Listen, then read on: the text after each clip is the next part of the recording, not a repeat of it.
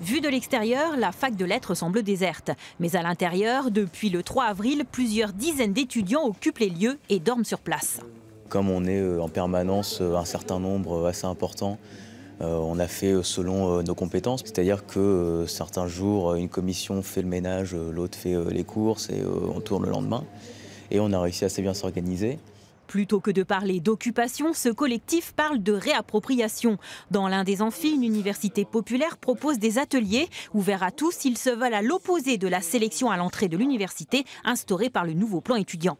L'idée, c'est de pouvoir y convier tous ceux qui souhaitent y participer, qu'elle soit ouverte, que ce soit à des gens qui ne sont jamais venus à la fac, à des étudiants de cette fac ou d'autres facs. Mobilisé contre la loi orientation et réussite des étudiants, ce collectif s'oppose aussi à un plan d'austérité que subirait la fac de Limoges.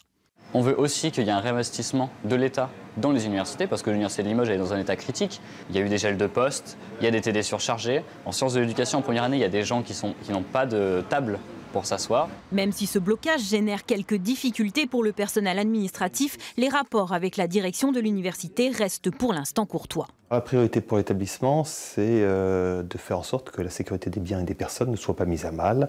On n'est pas du tout dans des règles d'affrontement, on est vraiment sur un dialogue permanent, même s'il existe des appréciations différentes sur la situation et sur la loi elle-même. Le collectif d'étudiants occupera la fac jusqu'au 23 avril, date de la rentrée où une nouvelle assemblée générale décidera ou non du maintien du blocage.